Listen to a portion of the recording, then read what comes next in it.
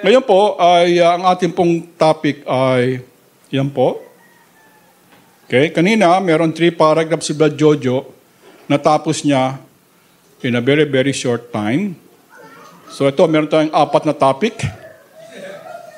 I hope matapos natin to bago maggabi. Once saved, always saved. Or yan, no? Isang topic lang lahat yan. Pero iba-iba nga lang ang terms. Pero ang ibig sabihin yan, isa lang. Kaya isa lang ang ating pag-aaralan ngayon.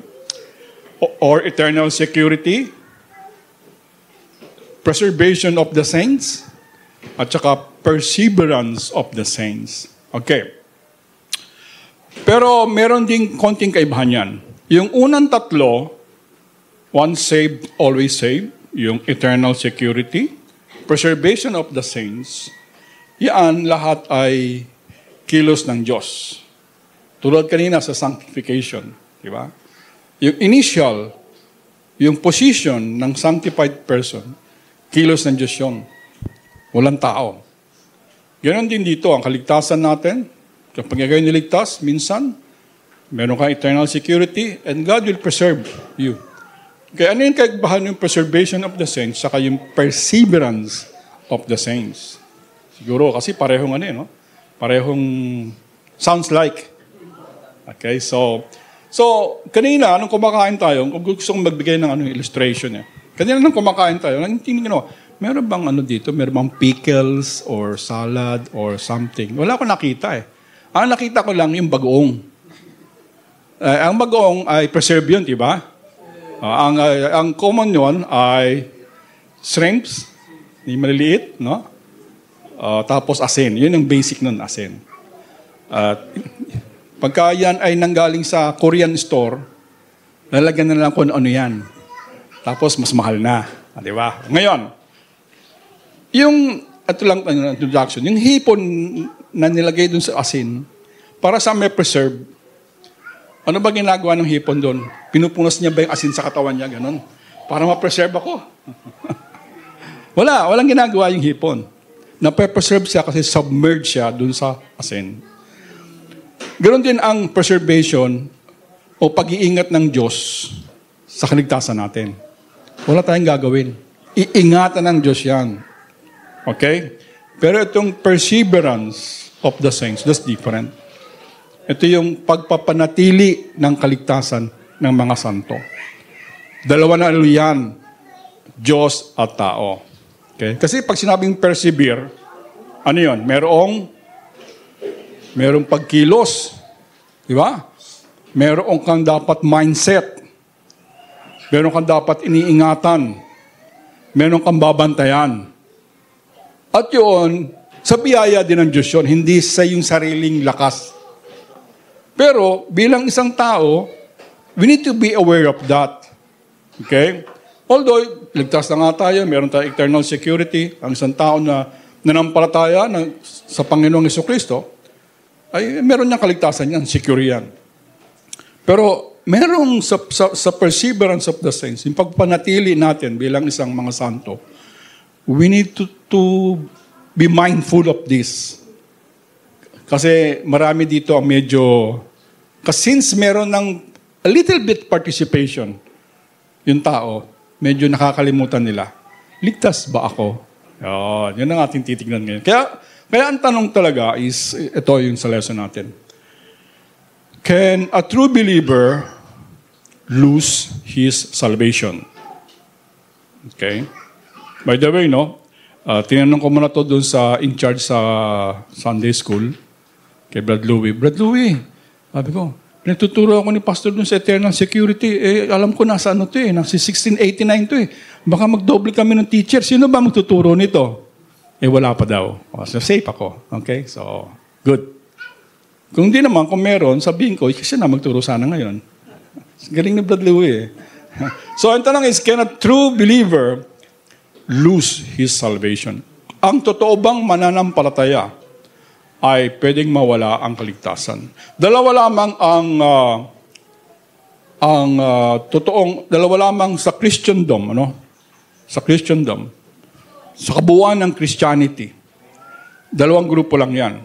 Ang isang naligtas by grace alone, at ang iba nagsasabi, naligtas by grace and work.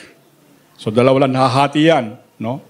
So tayo, bilang mananampalataya, andun tayo ay naligtas lamang because of grace. Dahil lamang sa biyaya. Ang biyaya ay gift. It is a gift of God. Pag sinagabing gift, bibigay libre yan. Okay, libre. So, perseverance of the saints. Ngayon, unang sasabihin natin, it is not our work. Yan natin yan. Hindi natin yan trabaho. Completely trabaho. Okay? Although meron tayong part, pero wag isipin ng tao na, kaya ako magpapatuloy na ligtas. Ay dahil sa meron akong mga mabubuting ginagawa. No, hindi po. Okay? So, verse, of course, very familiar tayo dito sa Philippians 1:6. Ang sabi doon,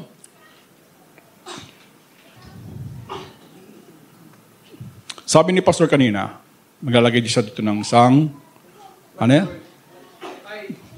Glass, ano? So, para masulat, ano? Maghintay tayo, baka may mag-donate ng mas malaking TV. Hirap makakita sa likod. O kaya, dun, extra one there. Para kita yung pag maliit, kita. Okay? Sa Philippians 1:6, being confident of this very thing, that he which hath begun a good work in you will perform it until the day of Jesus Christ. Okay? Kapag hihimay-himay natin itong verse na to, ay makikita po natin na merong sinimulan na work ang Panginoong Jesucristo. At ang sabi doon, He will perform it. O ang God, ang Diyos Ama. He will perform, meaning He will continue on doing that work until the day of Jesus Christ. Ngayon, because of worry, anxiety, because of troubles in life, di ba? Marami yan eh. Minsan sickness, minsan tragedy sa buhay, no? Marami tayong struggle. Medyo sometimes nakakalimutan ng isang totoong Kristiyano o nagdududa siya, ligtas ba ako? Bakit dumadanas ako ng maraming pagsubok sa buhay? Ligtas kaya ako? Okay. Well, that is common naman yun sa lahat ng Kristiyano. At one point sa buhay natin, siguro before, ay natanong din natin sa sarili natin yun, ligtas nga ba talaga ako? Mas magandang tanong yun. Kesa ang isang hindi mananampalataya ay magsabi ng, ligtas kaya ako? Hindi nga sa mananampalataya, tapos akala niya mananampalataya siya. Mas hirap yun, hindi po ba? Buti na yung mananampalataya ka, tapos ang tatanong ka, ligtas kaya ako? Okay, so, because of worry, anxiety, struggles, pain, no, marami tayo sa buhay na yan. Sometimes, ay dumarating yung question na yon. Pero tandaan po natin na ayon sa scripture natin na ito, itutuloy ng Diyos yung kanyang sinimulan. Kung tayo ay kanyang iniligtas niya, totoong naligtas, ano? Tutuloy-tuloy yan. Then He will perform it until the day of Jesus Christ. Diyos ang nagsabi niyan. And that is for us, by the grace of God, of course. He will uphold us. Hahawakan niya tayo. He will secure us. Hindi tayo pwedeng, kanina, lesson natin, justified. Since ang sabi ng iba, hindi, natatanggal ang kaligtasan. So, ibig sabihin, justified na sarapan Diyos, tapos biglang magiging unjustified. Diba? O kaya may born again, tapos unborn again. Okay? Or born again. Okay? Diba? O kaya ligtas na, tapos hindi na maligtas. So, it's because nangyayari po ito mga kapatid, yung ganong kaisipan. Kasi una pa lamang sa kaligtasan niya, iniisip niya, meron akong part sa aking kaligtasan. Yes, namatay ang Panginoong Kristo para sa aking kasalanan. Yes, binigay niya ang kanyang bugtong na anak, ang kanyang buhay para sa akin. Pinatawad niya ako sa aking kasalanan. Pero dapat dagdagan ko siyempre. Diba? Dadagdagan ko ng trabaho, kadagdagan ko ng mabuting gawa, kailangan maging mabait ako, then magiging ligtas ako. Kapag ganun ang nasa isip ng isang tao, okay, trabaho ng Diyos, work of God, plus my own work, of course, ang ano niyan, later on, pag nagkasala siya, pagka nagkasakit, ligtas kaya ako? Kasi nga, yung kanyang basihan ng kaligtasan ay sa kanyang sarili. Ano yung nagawa ko? Pero sa Scripture, sinasabi ko, ano yung ginawa ng Diyos? Doon tayo hahawak. Pero hindi po ibig sabihin na although tayo ay preserved, tayo ay saved, meron tayong eternal security, ay magiging tamad na lang tayo. Kaya nga yung word na perseverance, di ba? Talagang somehow meron kang ikikilos. Meron kang gagawin. But all of this yung gagawin mo na yan is still by the grace of God. It's not from our own strength. Okay?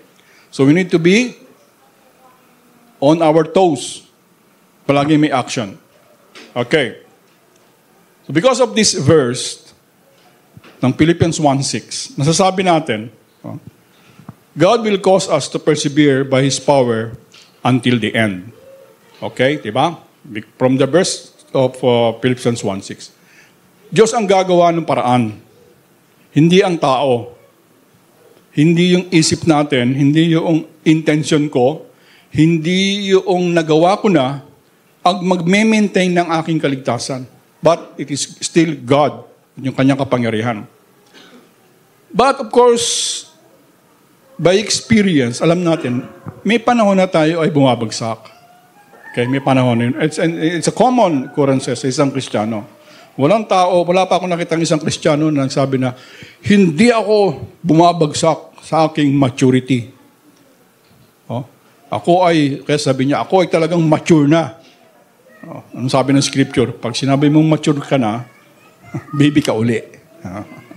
So wala akong nakitang gano'n. So we keep on falling. But that doesn't mean, okay, because of this verse, sinasabi, meron tayong pong assurance na if ever we fall, okay, we cannot be totally fall.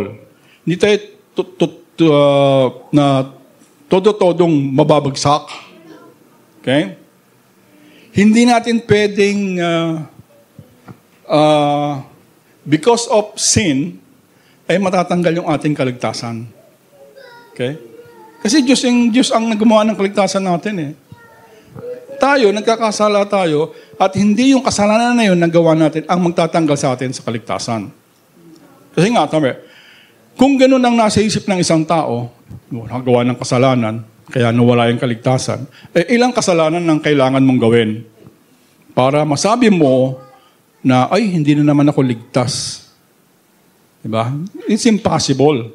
Walang ganun. Napakahirap nun. So, huwag natin isipin, huwag natin isaisip na ang ating kaligtasan is dahil sa aking lakas, dahil sa aking pagsisikap na sumunod sa Panginoong Diyos. It is all by God. So, yung perseverance, yung pag-iingat ng Diyos sa ating kaligtasan, ay yan ating palang isipin. We may fall. No? And sometimes, nakakalungkot yun. No? From time, maaaring bumagsak tayo. At maraming example sa Scripture na bumagsak. Halimbawa, si King David. Diba? Yun, number 1 yun. Si King David, talaga naman. No?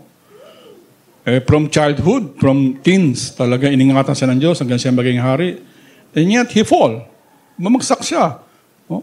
Pero hindi siya nagpatuloy. Okay? Hindi siya totally na nawala. Bumalik siya sa Panginoong Diyos. Okay. So number 2 is that we cannot finally fall away. Ano ibig sabihin nito? Okay. So number 1, yes, we can fall, pero not totally. So number 2, we can fall but not in a final stage of our life. Na, para kasi sinasabi ng iba, Siguro, babaksak nga ako, pero pag sinuma naman ng Diyos, bawa, 1 taon na akong masipag sa paggawain, o 1 araw, bumagsak ako, o di mas marami pa rin akong masipag, diba? O di pasado ko. So ito parang yung sinasabi ito, no? Wala pong tao na magsasabi na, ang tunay na mananampalataya, hindi ang patayan ay yung kanyang lahat ng kinilos, lahat ng ginawa, tapos magkakaroon ng timbangan at the end of his life, mas marami kang ginawa. Maaari kang bumagsak, ang totoong Kristiyano, maaaring bumagsak, pero we know, by the end of his life, hopefully, siya ay bumalik sa Panginoon. Pero kung isang tao ay bumagsak, sa isang pagiging Kristiyano, masipag, masigasig, tapos nawala, tapos hindi natin alam kung ano nangyari, tapos namatay. Pero sa atin, hindi natin alam yung puso niya. Pero kung siya'y totoong mananampalataya, babalik at babalik siya. Pero kung hindi siya bumalik, alam na natin yon. Okay? But of course, we could never know. So, ipapadjust natin yan. But ang isang tunay po na mananampalataya, hindi siya po mawawala sa ating Panginoon. Verse 2 Timothy 2:19. Hindi ko na sinulat lahat yan kasi medyo mahaba. Okay? The Lord knoweth them that are His. Yun yung pinaka-gist. Okay? Pinamaki siya doon. Sa 2 Timothy 2:19. The Lord knoweth. Kilala ng Diyos yung sa Kanya. Okay? Hindi nanghuhula ang Diyos, ay anak ko ba to? O anak ko ba to o hindi? No? Kilala niya kung sino yung sa Kanya. Sabi sa 2 Timothy 2:19, knowing this, nevertheless, the foundation of God standeth sure, having this seal. The Lord knoweth them that are His, and let everyone that nameth the name of Christ depart from iniquity. So, kilala ng Diyos kung sino yung Kaniya. Ngayon, alam mo ba sa iyong sarili kung ikaw ay tupa or magbabalot kayo lamang na tupa? Kambing pala. Diba? Pagka ikaw ay alam mong tupa ka at totoo yan, amen. Pero kung nagbabalat kayo ka lamang, so maraming paraan para magbalat kayo. So sabi niyan ay the foundation of God is standeth sure. Sa Philippians 2:19. Okay? It is because ang author at saka ang finisher ng ating pananampalataya ay ang Diyos. Okay? Ang Panginoong Yesus. So siya yung mag-ano niyan. Siya yung stable na ground na pwede nating tayuan. Siya lamang yung solid substance na pwede nating kapitan, ang Panginoong Jesucristo. At yung pananampalataya niyan, yan yung which we hope for. The substance that we hope for. And that is permanent. And then sabi sa 1 John 2:19, ngayon, alam natin, sa church life, may mga uma-attend, tapos very active, at marami natin nakitang ganyan. Sa Riyadh, ang dami na rin. Tapos umuwi dito, nawala, hindi nagparamdam, wala, totally wala. Tapos kinakausap mo talagang wala na. Ay di, anong gagawin natin doon? Kung ayaw na nila di okay lang. Pero mayroong verse na sinasabi doon sa 1 John 2:19. Umalis sila because they were not of us. Okay? Hindi sila sa atin. Talagang, yun yung mga talagang fall away. Because they were never with us. But if they are really saved, hahanap at hahanap yan ng gawain. Hahanap at hahanap yan para siya ay mamuhay espiritual. Okay? Hindi na lang puro negosyo iniisip. Na ngayon, saan ba nakaugat? Saan ba nakatayo yung doctrine na perseverance of the saints? Okay? Saan ito nakatindig? Okay? Nakatindig po yan sa Covenant of Redemption. Okay? Ako, lalim naman nun. Covenant of Redemption. Okay? So, ano ibig sabihin nun? Tingin lang po tayo ng verse muna. Kasi sabi sa John 6:38, itong sabi ng ating Panginoong Jesus, "For I came down from heaven, not to do mine own will, but the will of Him that sent me." Okay, una, makita po natin dito, merong pinanggalingan ang ating Panginoong Jesucristo. Sabi niya, He came down from heaven. Okay. Tapos, sabi yun, Him that sent me. Merong nagsugo sa ating Panginoong Jesus. No? Kaya ang Panginoong Jesus galing sa langit, may nagsugo. Sino yung nagsugo? Verse 39, sabi doon, "And this is the Father's will, that which hath sent me." So yung Diyos Ama pala ang nagsugo sa ating Panginoong Jesus. Okay, yun. Okay? So merong, kung pagka merong magsusugo sa'yo, ibig sabihin, meron kayong pag-uusap. Diba? Halimbawa ay kanina, may usap, mag-aayos na ng pagkain. O, Brad, kunin mo nga yung ganun. O, may napag-uusap yun, di ba? Meron silang pagkakaintindihan. Ngayon, sabi dito, yung Covenant of Redemption, may nagsugo sa Panginoong Jesucristo na galing sa langit, at ang pangalan ng nagsugo sa kanya ay, ang tawag ay, Father. Father. Okay, so, and this is the will of Him that sent me, that everyone which seeth the Son and believeth on Him may have everlasting life, and I will raise him up at the last day. Ito pala yung kalooban ng Diyos. And this is the will of God the Father. Diba? Lahat daw po ng makakita sa ating Panginoong Yesus, lahat ng makarinig sa doktrina ng Panginoong Yesus, makaintindi at, ang sabi pa, no, hindi lang see, and believe. Okay? May have everlasting life. Hindi temporary life. It says here, everlasting life.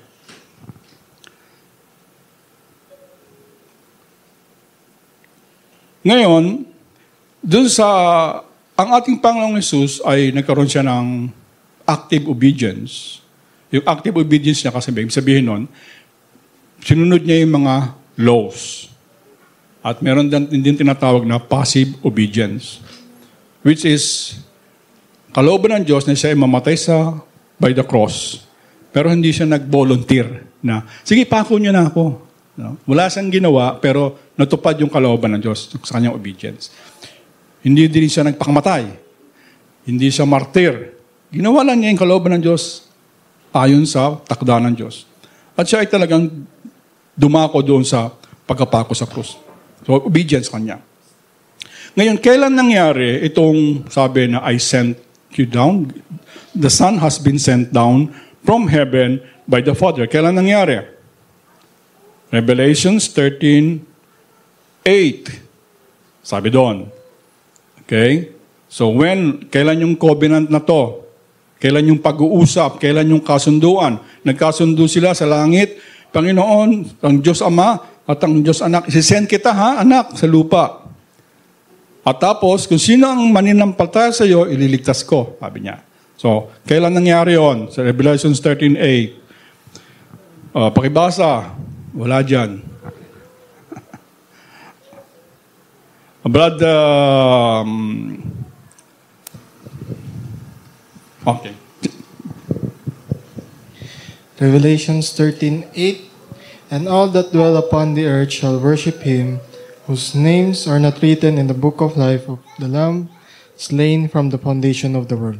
Okay, so binanggit po dito yung Lamb slain from the foundation of the world. Ibig sabihin, yung covenant, yung pagkakasundo, yung pag-uusap ng Ama at ng Anak, it was before the world began. That is why ito yung Covenant of Redemption. Merong kaugnayan, meron ng kasunduan. Kaya diyan po yung pundasyon ng perseverance of the saints. Kasi before the foundation of the world, meron ng kasunduan ng Diyos Ama at ang Diyos Anak. Ako'y magliligtas. At ang lahat ng ililigtas ko, sabi doon, will have everlasting life. So, hindi kahit anong gawing paliwanag na ibang tao, maliwanag na dito, they will have everlasting life. At hindi lamang yon, I will raise him up, sabi sa 40, at the last day. Last day meaning, merong resurrection kasama. Yung mga mananampalataya sa Panginoong Yesus, bibigyan niya ng everlasting life. At tapos of course, nasa katawan pa, mamamatayan, babangunin niya, bibigyan niya ng bagong katawan. Yun yung resurrection day. Ngayon, of course, sabi natin, diba, ay, meron na palang kasunduan. Mula pa doon sa foundation of the world, meron na palang covenant ang Diyos Ama at ang Father at ang Anak na yung kanyang mga ililigtas. O di dapat pala ligtas na tayo agad. Di ba? Kasi meron ng kasunduan eh. O di, wag na tayong mag-preaching, wag na tayong mag-evangelization, kasi meron na. Nagkasundo na sila. Di ba? Diyos yan. Sila yung nagplano.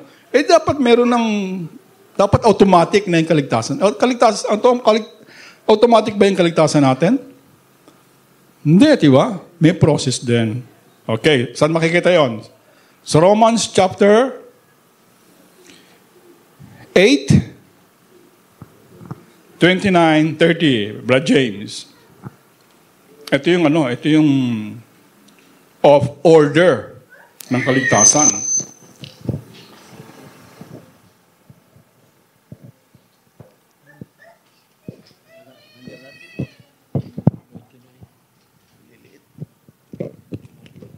Larga Vista. Romans 8:29. For whom he did foreknow, he also did predestinate to be conformed to the image of his Son, that he might be firstborn among many brethren. 30. Moreover, whom he did predestinate, then he also called. And whom he called, then he also justified. And whom he justified, then he glorified. Amen. Ito yung pinag-aaral natin sa ating Sunday school, di ba? First, ano yung nangyari? Foreknow. Ano yun? Ano? Foreknow. Nakita na naman natin na yung kasunduan na yan is from the foundation of the world. Before there was heaven and earth, bago ka pa magkalupa, meron ng kasunduan ang Diyos. Okay. So doon pa lang, na tinalaga na, minahalan ng Diyos. At lahat ng minahalan niyang tao, hindi pa pinapanganak, kasi wala pa naman tao, diba? Wala pa nga si Eva at Adan eh. Di lalo wala pa tayo doon. So, yung kanyang mga minahal, yung foreknow, kanyang itinalaga, predestinate. After that, when the time comes ng ating kaligtasan, diba, anong nangyari? He called us. So, yun yung order.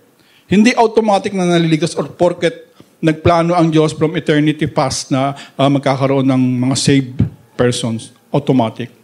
Meron pa ring order ng ating kaligtasan. But all of this, still by grace. Wala tayong ginawa. And then, you called, of course, he justified, and then glorified. So, ang ating pinagsasandigan ng ating eternal security is because the Father and the Son has a covenant na ginawa from eternity. And that is called covenant of redemption. Sila yung nagplano.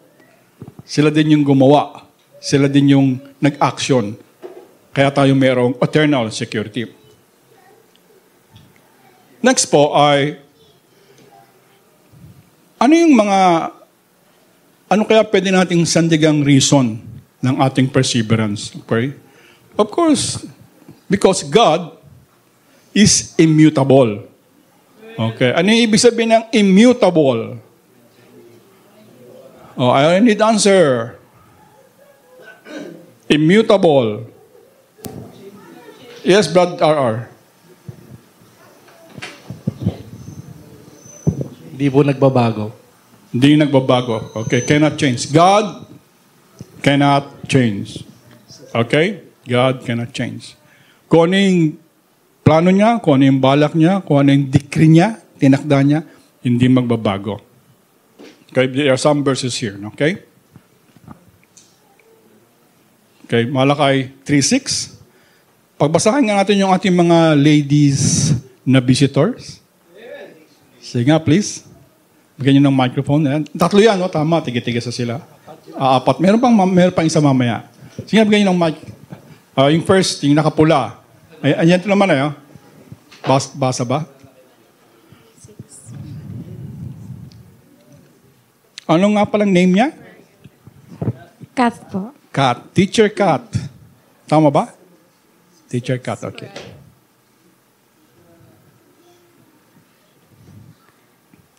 For I am the Lord, I change not, therefore, yes, sons of Jacob are not consumed. Amen. Magaling siya magbasa, no? Sabi niya, yeah.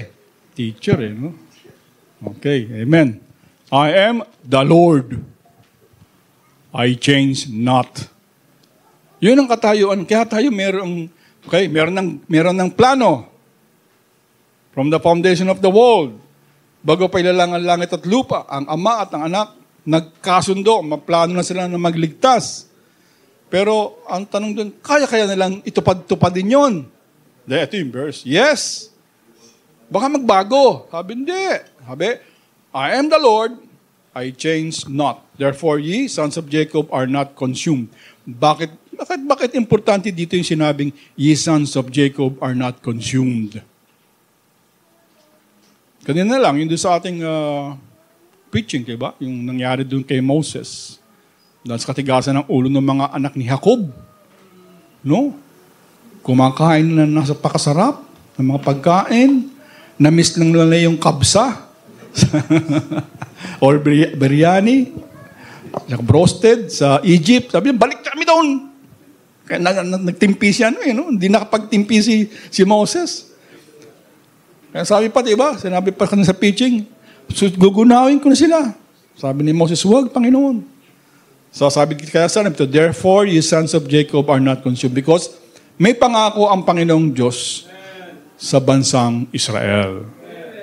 Okay? Kaano pa sila sa katigas ng ulo? Pinaparusahan sila. Of course. Maraming bayan ang sumakop sa kanila. Naging alipin sila ng ibang mga bansa. And yet, they are not consumed. Hindi sila naubos. Okay? Second verse, Psalms 102:27. Sino naman siya? Si Teacher Rose. But thou art the same, and thy years shall have no end. Yes. The same thing, ano? Thou art the same. Ikaw pa din yan, Diyos. Hindi ka nagbabago. And then Romans 11:29, si Teacher May po. May. For the gifts and calling of God are without repentance. Are without repentance. Okay, so ang pagliligtas ng ating Panginoong Diyos ay walang pagbabago. Okay? Although maraming pagbabago sa action ng Diyos sa kanyang providence, sa kanyang pag-iingat sa atin. Hindi po ba? Okay, sabi niya, iingatan ko kayo.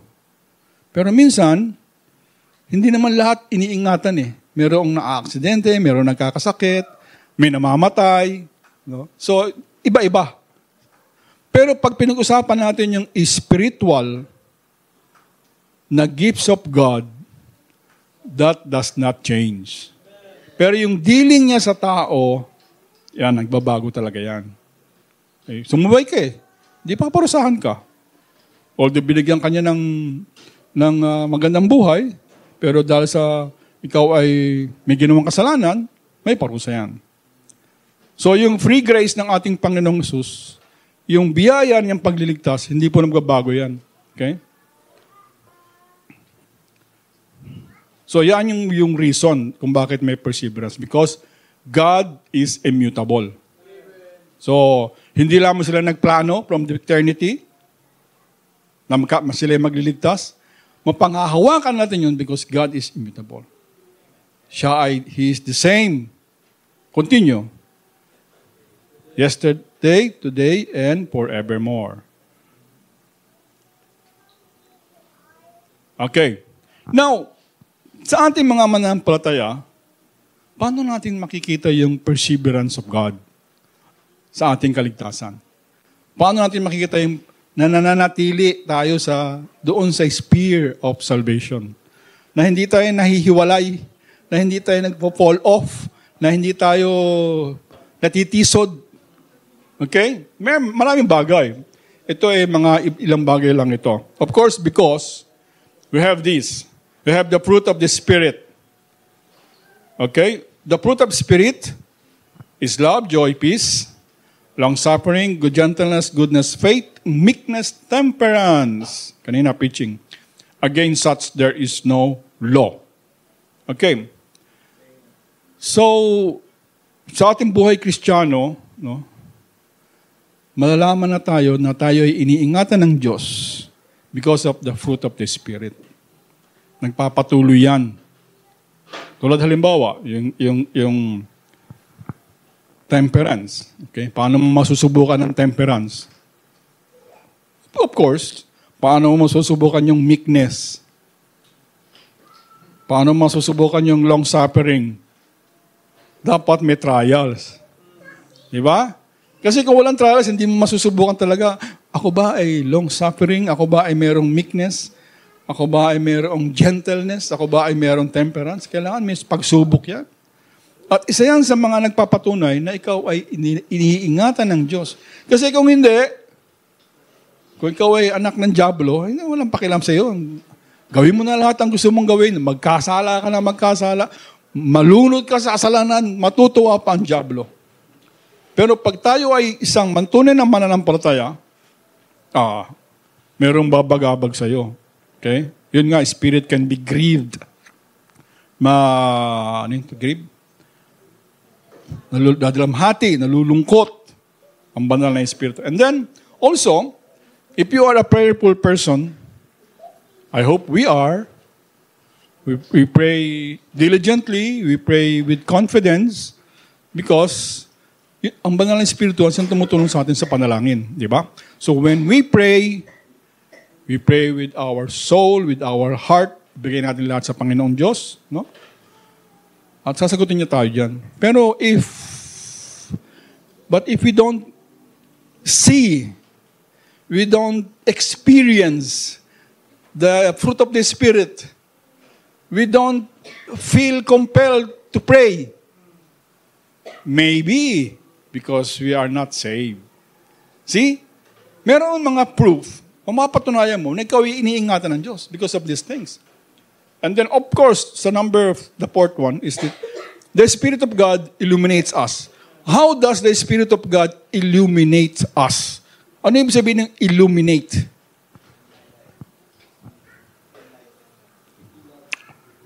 Yes? Sino yung sabi ang umiilaw? Si Brad Romel. Okay. Paano umiilaw ang Diyos sa atin? Tulad nito, umiilaw. How? Ang Diyos, God is the Spirit illuminates us. Okay? Not us illuminating other person. The Spirit illuminates us. Ang verse niyan ay sa 1 Corinthians 2:12. Ito. 1 Corinthians 2:12. Basahin mga Brad Michael. Pero andiyan ka na? 2:12. 2:12.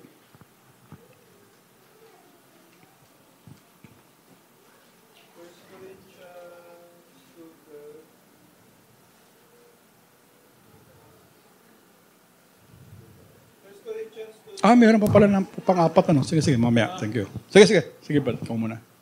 1 Corinthians 2:12 says, "Now we have received not the spirit of the world, but the Spirit which is of God, that we might know the things that are freely given to us of God." So where is that Spirit illuminates us, Brother Michael? Ang That Espiritu we might- ay nagbibigay liwanag sa atin. that we might know the things that are freely given to us. Yun. Ayun, understanding. Magtataka ba tayo bakit maraming sinasabi nila, nagbabasa sila ng scripture pero ang sagot agad nila, boring eh. Di ba? Hindi ko maintindihan. Ang lalalim ng English. No? Hindi ko pero nanonood ng Korean novela. Di ba? Enjoy na enjoy. Tapos, ano pa ba yun? Ganun pa na ganun. Pero yung English, na sa Bible lang gagaling, boring. Maybe because of nasa kanila yung spirit of the world. Wala yung spirit of illumination. So ito yung some of the proof na ikaw ay iniingatan ng Diyos, ang iyong kaligtasan. Because since God is illuminating us, bibigyan tayo ng liwanag, we enjoy reading the scriptures. We enjoy studying the scriptures. Okay? It's okay to watch telenovelas, Korean movies. It's okay yan. Pero sana as much as we long for, hintay natin, oras na. No? Dapat we are more eager to understand ano yung sinasabi ng scripture. Because sabi doon, the spirit which is of God, we know the things that are freely given to us of God. Yung scripture, binigay na sa atin. Yung salita ng Diyos, freely given to us. We need to read it. Basahin natin. So ito yung proof. Ilan lang ito, no? So pagka sinabing proof, kailangan siya sa natin sarili natin. No? So, do I experience the fruit of the Spirit? Diba? Ako ba ay tinutulungan ng Espiritu pag ako'y nananalangin or hirap na hirap akong manalangin? Yung pag ako ba'y gumagawa ng kasalanan, meron ba nagsasalabis sa puso ko o sa isip ko na masama yan? Huh? Meron kumukontrol sa'yo o sige lang, okay lang yan. Ginagawa naman ng marami yan eh. At yun ang napupunta sa isip natin. Okay lang yan. Ano lang yan? Passion lang yan. Kaya naman ginagawa naman lahat yan. Yung mga matataas ng tao, ginagawa eh. Di tayo din dapat. So, yan. Or the Spirit speaks to us. It is a sin. Okay? Then, of course, we love scriptures. But then, bilang ligtas, bilang saved a person, okay? Yung saved person meaning, tumanggap sa Panginoong Kristo bilang kanyang sariling tagapagligtas. Nothing else. Hindi ka nagbe-base sa iyong kaligtasan dahil na mabuti ka, mabait ka, ikaw ay sumama sa church, ang tatay mo ay pare, obispo, pastor, ang kapatid mo ay nag-donate ng maraming pera sa simbahan o sa mga institutions. Hindi yun ang basihan, kundi ang basihan mo ay because Christ died for me. Yun ang basihan natin. Pero, saan natin ito ipapakita yung proof of perseverance? Of course, mapapakita natin yan through the church. Diyan din sinusubok. Through the church. Worship, sa prayers, sa service, sa ministry. Of course, chastisement. Sa family kasi, pwede rin sa family. No? Pero minsan sa family kasi, dahil mahal mo, anak mo, pamilya mo, so parang okay lang, sige na nga. Maraming dahilan. Pabayaan mo na, bata pa naman yan. Ganun, nakatatay, nanay. Pero pag sa church, dito talaga makikita. Diba? Kasi wala ka na sa tinatawag mong safe zone. Andito ka sa church, nakikita ka ng ibang tao. Now, how do you provide testimony to your salvation? So, dito ngayon nasusubok. Pag isang tao na sinasabi niya ligtas na siya, pero ayaw magsimba, ayaw makisama sa mga kapatiran sa pagsisimba, so, yun, question na yun. Okay? Baka temporarily nag-fall away.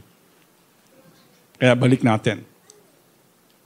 But all of these things, mga kapatid, lahat ng bagay na yan, and other things na pwede nating maisip, ay again and again, It is not by our own power or strength. It is all by the grace of God. Kaya lahat ng bagay na patungkol sa kaligtasan, thank you, Lord. Diba? Hindi mo sabihin, salamat sa sarili ko at ako'y mabait. Salamat sa mga naipon kong yaman at ako ay nakapagbigay ng malaki sa simbahan kaya ako ay maliligtas. Hindi. Lahat ng bagay ito is all for the grace of God. By the grace of God and for the grace of God. Ngayon, ito pa, pagsubok. May pagsubok. Yung mga nagsasabi na siya ligtas na, may pagsubok yan. At very easy na lang ito. The world, the flesh, and the devil. Ayan. So, una dyan, the world, 1 John 2:15-17. Meron binabanggit dyan, lust of the flesh, lust of the eyes, and the pride of life. Ang sarili natin, the world itself. No? Yan ang number 1 na kalaban ng isang Kristiyanong ligtas na sa buhay natin At especially yung mga may trabaho sa Sunday, yung talaga, yan ang number 1 na struggle. No? Yung mga nagtrabaho ng gabi, tapos papasok, sisimba pa siya ng Sunday morning, struggle talaga yan. That is the world. But of course, meron din yung flesh. And that is sometimes, dun tayo, nagkakalimot tayo Okay? Yung doubt natin, nagda-doubt tayo, ligtas ba ako? Ligtas, meron bang Diyos? Or sometimes it's just pure forgetfulness. No? Pero sa forgetfulness, ibig sabihin lang ito, you forget some things pagka hindi mo ginagawa palagi or hindi mo kinakabisa o wala sa puso mo. Hindi po ba? Kaya kalimutan. And of course, the devil. Pag active sa iyo ang devil, ang flesh, ang world, na talagang pinipersecute tayo, that's a good sign na ligtas ka. Pero kung yung nangyayari sa ating buhay ay self-inflicted, ay wala yun. That is your flesh. Okay? So yung perseverance of the saints, nakita natin, yung pag-iingat ng Diyos, hindi lamang siya iingat ng Kanya silently, tapos hindi natin malalaman kung paano, kung kailan, kung anong basihan. Meron. May mga basihan. Ngayon, sa buhay ng Kristiyano, minsan, napakasakit nyo, yung pagkat ikaw ay sinubok ng 3 na yan. Ang bigat nun. Diba? The world, say, kaibigan mo, trabaho, sinusubok ka talaga, tapos pati ang flesh mo, sumusuko na, nagdududa ka ng ngayon, tapos andun pa yung devil, talaga, napakahirap niya. Parang nangyari na yan kay Job, diba? Pero salamat sa Panginoong Diyos at by the grace of God, hindi siya nagkasala kahit siya sinubok. Kaya wag natin panalangin, Panginoon, sana wag na lang. Dahil ito pa lamang sa number 1 pa lang, yung flesh pa lang natin, napakahirap ng kalaban. Kaya dapat palakasin natin yung ating spiritual life. Kasi kung mahina ang ating spiritual life, lalakas yung ating flesh. Yeah. Matandaan natin, but God sustains us. Okay? Then, just a true believer will sometimes fall. Yes, we accept that. Probably, we experienced that. And nobody can contest that. Lahat yan. Okay. Pero sabi dun sa statement, yet shall he renew his repentance and be preserved through faith in Christ Jesus to the end. At ang ating example, of course, si King David, si Peter, ang sabi doon kay David, sa 2 Samuel 12:13, Sina, your time is here. What's your name? Si Teacher Jennifer. 2 Samuel 12:13. And David said unto Nathan, I have sinned against the Lord. And then Nathan said unto David, the Lord also hath put away the sin, thou shalt not die. Thou shalt not die. Amen. Thank you. So we know the story, This is the time na si King David ay before that, nagkasala si King David. Pinapatay niya si Uriah na asawa ni? Magaling, Bathsheba. Tapos, kinuha niya si Bathsheba, okay, bilang kanyang asawa. So, nabuntis si Bathsheba. So, for 9 or so months, si King David is living a lie, cheating in adulterous relationship. Di po ba? Murderer sa kanyang isipan. Di ba? Sometimes siguro kinukonvict na lang niya sarili. Hindi, okay lang yan kasi I am the king of this land. Pero he is living a lie. Okay? Pero, dumating ang pagkakataon na siya ay kinausap ni Nathan. Ito ang ginawa mo. Ito ginawa mo. Bigla siyang bumagsak. Yes. At siya ay, sabi doon, mamamatay ka. Ngayon din. Pero sa later on, sa mga susunod na talata, makita natin, nagsisi si David. At ang sabi ni Nathan, hindi ka na papatayin ng Diyos. Imagine, King David, shepherd, naging hari, naging a great man, maraming natalo siyang mga bansa na umapi sa kanila. No? Naging great yung kanilang nation, napag-isa niya yung bansang Israel, yung mga tribes. Tapos namuhay ng kasalanan for 9 months. Pero hindi nagpatuloy. Diba? Once na siya sinabihan ng kasalanan niya, siya ay nagsisi. So, he fall away. Nung bumagsak siya, pero sabi doon, he renew his repentance and preserved through faith in Christ Jesus to the end. Ganon din si Peter. Diba? Si Peter na isang talagang sugod na sugod yan eh. We know the story, no? Sabi niya, Panginoon, pagtatanggol kita, tinagapan nga niya yung tenga. Tsak! Nung tinanggal niya yung tenga, tabi mo yung tabak mo, sabi ng Panginoon. Binalak yung tenga, o yan. Tapos, hanggang later on siya, pinagkanulo niya ating pinagkanulo. Tinakwil. 3 times. Yeah. Diba yung pinagkanulo si Judas yun. Okay. Pero bumalik siya. So nagkaroon ng pagkakataon na siya ay bumagsak, pero siya po ay bumalik. And ganoon din sabi nga Ephesians 4:30, and grieve not the Holy Spirit of God, whereby we are sealed unto the day of redemption. And ito po yung panalangin ni David na dapat natin sigurong ipanalangin kung tayo ay makikita natin ang ating sarili sa kasalanan.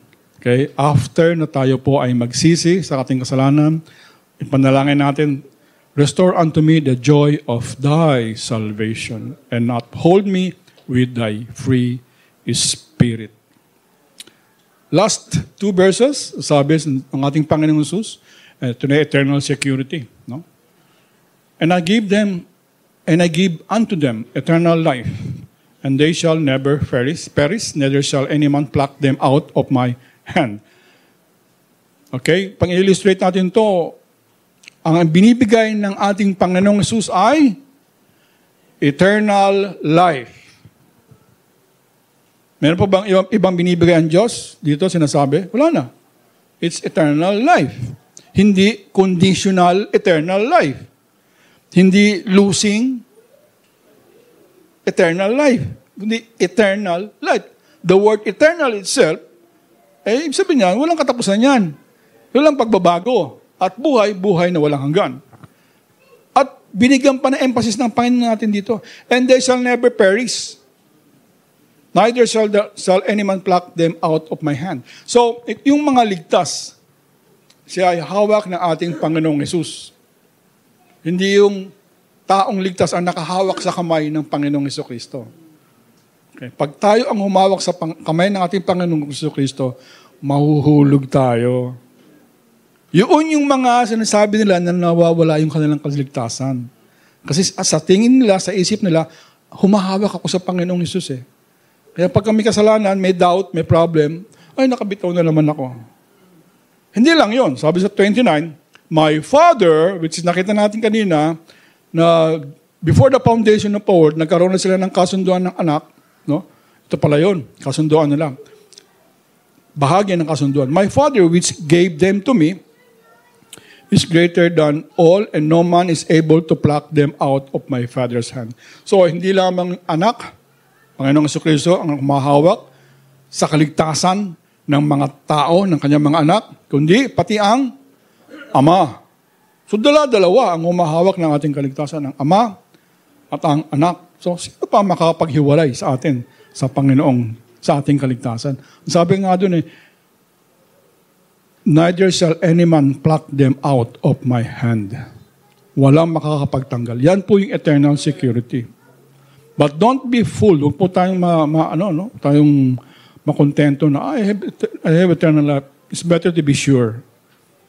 It's better to be sure. Wala pong kasalanan hindi kasalanan na magduda tayo kung tayo ay ligtas.